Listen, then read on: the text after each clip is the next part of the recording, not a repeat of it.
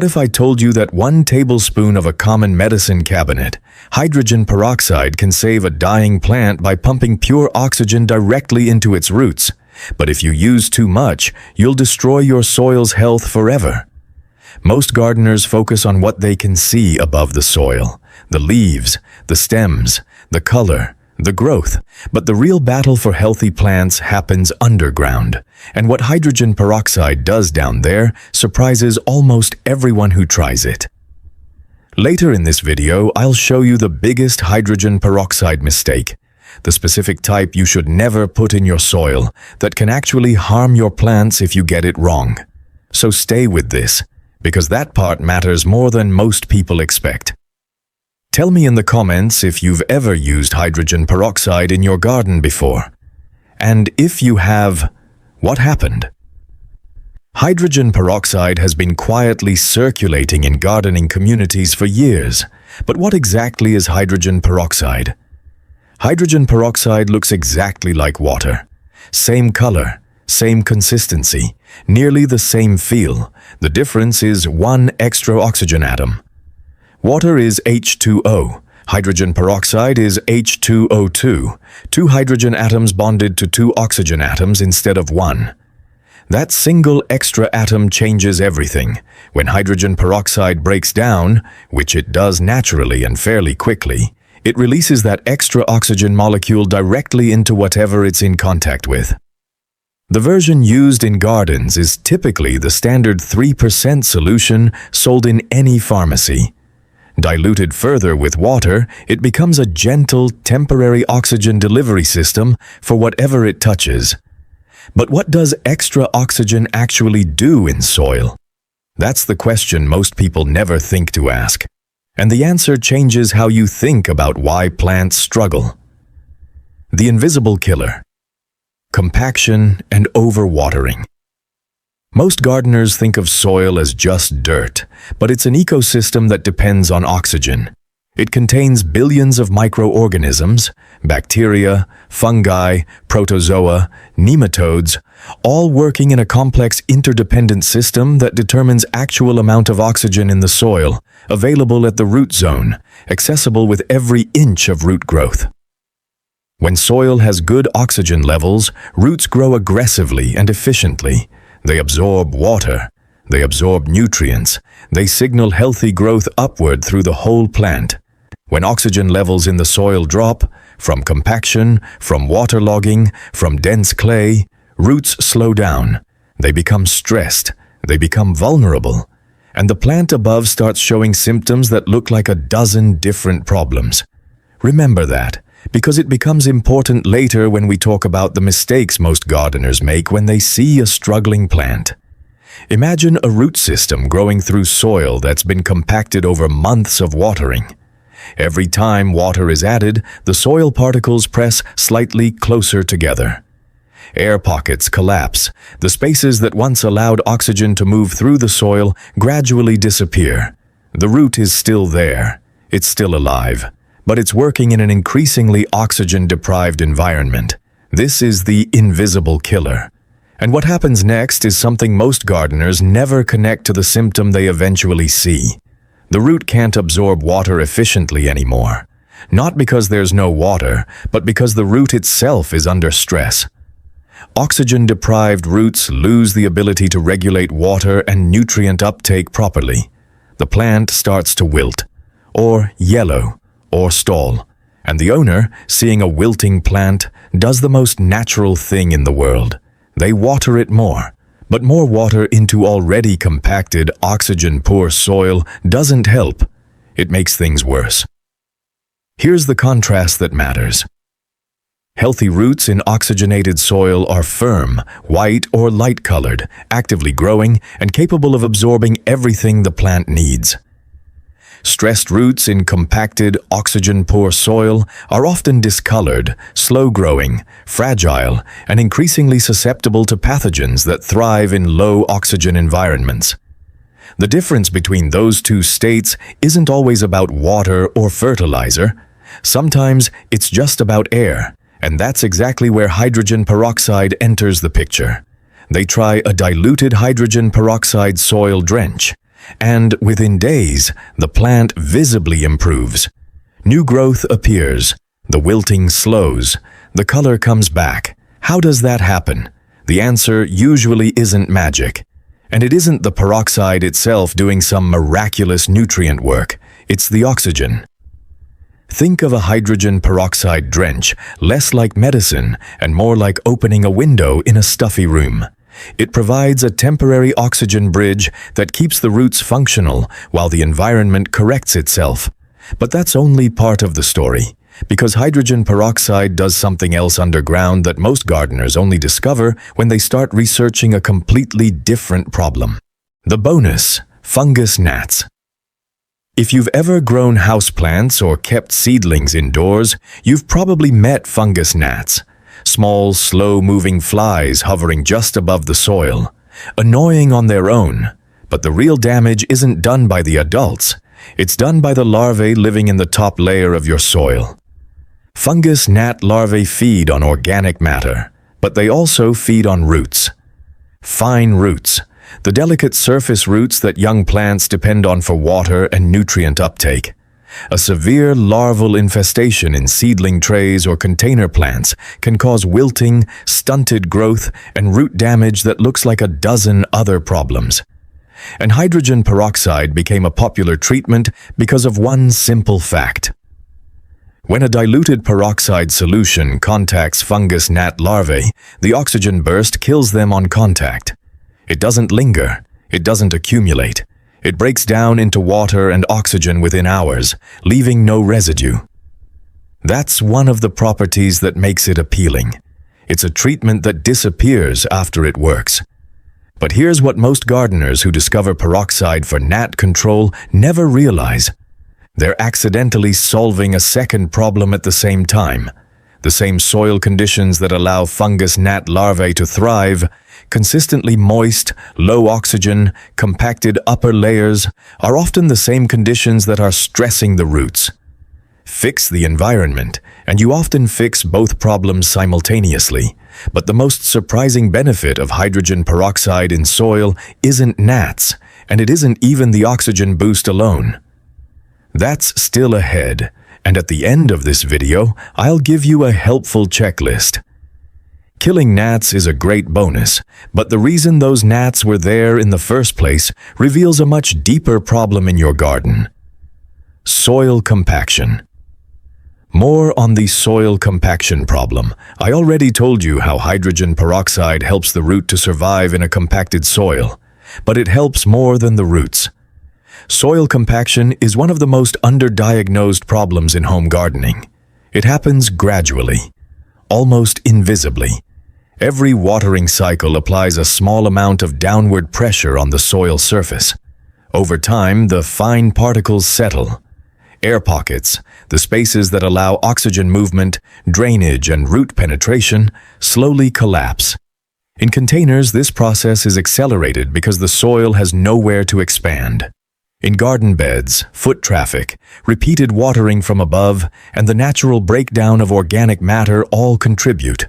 The result is soil that looks fine on the surface but behaves like dense, restrictive substrate below. Roots trying to grow through compacted soil expend more energy just to move. They grow less aggressively, branch less freely, and become more concentrated in the upper, looser layers near the surface. Those surface roots are more exposed to temperature swings, more vulnerable to drought stress, and more susceptible to fungal problems. Here's where hydrogen peroxide connects. The oxygen released during peroxide breakdown doesn't just affect the roots directly. It also creates micro-level disruption in the soil. Small oxygen bubbles form in the water column as peroxide breaks down. In compacted soil, those bubbles help disrupt the tight particle contact that creates compaction. It's a minor effect, but combined with regular soil loosening and organic matter addition, it contributes to gradually improving soil texture over time.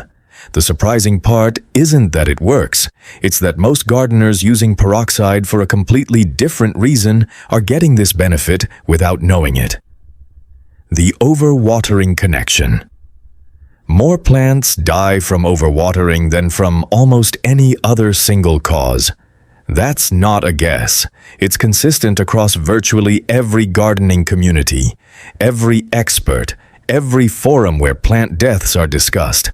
And the reason overwatering kills plants isn't actually the water, it's what the water displaces. Oxygen. When soil stays saturated for extended periods, all the air spaces fill with water. The oxygen that roots need for normal function disappears. And in that oxygen-depleted, wet environment, anaerobic bacteria and fungal pathogens that cause root rot begin to thrive. The roots start to deteriorate from the outside in. By the time the leaves show symptoms, wilting, yellowing, browning, the root damage is often already significant. Here's the mistake most people make in this situation. They see the wilting leaves and assume the plant needs more water. They add water. The soil becomes even more saturated. The root damage accelerates. It's one of the most painful cycles in gardening because the gardener is trying to help. What hydrogen peroxide does in an overwatered situation is providing a temporary oxygen source to the root zone even while the soil is still recovering from excess moisture. It doesn't fix the overwatering problem, but it can reduce the immediate oxygen stress on the roots while the soil drains and dries. Think of it as a small bridge, something that keeps the roots functional while the environment corrects itself. But this is also where a dangerous assumption enters. Some gardeners start believing that peroxide use means they can water more freely. That's exactly the kind of thinking that leads to the biggest mistake in this entire video. And we're almost there. The soil myth. Most gardeners believe. Here's the assumption most gardeners carry without ever questioning it. If a plant looks bad, something is missing. Nutrient deficiency, not enough water, not enough light, something needs to be added, so they add things. More fertilizer, more water, more amendments, and sometimes the plant gets worse. The real problem isn't always a deficiency, sometimes it's an accumulation. Too much water, too much fertilizer, too much of the wrong kind of soil amendment creating compaction instead of drainage. The symptoms of excess often look identical to the symptoms of deficiency. A plant drowning in waterlogged soil looks almost identical to a plant that's been underwatered. Both wilt. Both show stress. The difference is underground, and most gardeners never look there. What hydrogen peroxide does in the right context is interrupt that cycle, not by adding something the plant was missing, but by temporarily correcting an environmental condition, oxygen deprivation, that was preventing the plant from using what it already had. That's the pattern interrupt most people never see coming. The problem wasn't nutrients, the problem wasn't light, the problem was oxygen, underground, invisible. But here is where most people make the critical error. They understand that peroxide helps, and they assume that more of it must help more. That assumption is where real damage begins. The biggest hydrogen peroxide mistake. This is the part I mentioned at the very beginning of this video. The mistake that can actively harm your plants if you get it wrong, and it comes down to concentration and frequency. The standard 3% hydrogen peroxide sold in pharmacies is safe for garden use, when diluted properly. The typical ratio used for soil drenching is roughly 1 tablespoon of 3% hydrogen peroxide per cup of water, or about a teaspoon per quart. At that dilution, the peroxide breaks down quickly, delivers a brief oxygen boost, and disappears without leaving harmful residue. But here's where things go wrong. Some gardeners reason that if diluted peroxide helps, more concentrated peroxide must help more. Higher concentrations, 6%, 10%, or the industrial grades sold for other purposes, are not equivalent to the 3% pharmacy version. Applied directly or at high concentrations, they can bleach roots. They can kill beneficial soil microorganisms. They can disrupt the very microbial ecosystem that healthy soil depends on. The beneficial bacteria and fungi in healthy soil, the same organisms that help plants absorb nutrients, fight disease, and build root zone relationships, are sensitive to oxidizing agents. A small, temporary oxygen boost from diluted peroxide passes through and disperses. Those organisms recover quickly. A concentrated application can cause lasting damage to the soil biology that took months or years to build. And there's a second dimension to this mistake: frequency. Hydrogen peroxide is not a soil amendment to use every week indefinitely. It's a targeted intervention for specific problems, at specific times, at the right dilution. Using it constantly, even at the right concentration, can disrupt microbial populations over time. The same organisms it doesn't kill in a single treatment can be gradually depleted by repeated applications. The gardeners who get the best results from hydrogen peroxide treat it as a tool, not a routine. They use it when roots need an oxygen boost, when gnats are present, when overwatering has created anaerobic conditions, when seeds need a brief soak to improve germination rates. And then they stop. They let the soil biology recover. They return to normal care. That discipline is the difference between hydrogen peroxide helping your garden and quietly degrading the foundation it's built on. The real reason gardeners keep using it. So after everything, the oxygen science, the root effects, the gnat control, the overwatering connection, the risks of misuse, why do experienced gardeners keep coming back to hydrogen peroxide? Because when it's used correctly, it works, not in a miraculous, cure-everything way, but in a specific, targeted, practical way that fills a gap that most other garden products don't address. Most soil products work by adding something: nutrients, beneficial organisms, organic matter. Hydrogen peroxide works by correcting a condition, temporarily, precisely, without residue. And that's genuinely useful in ways that most gardeners only fully appreciate after they've dealt with the problems it addresses: compacted soil, oxygen-depleted root zones, fungus gnat infestations, the aftermath of overwatering. It won't replace good watering habits. It won't substitute for proper drainage. It won't make a plant healthy that's being kept in the wrong environment.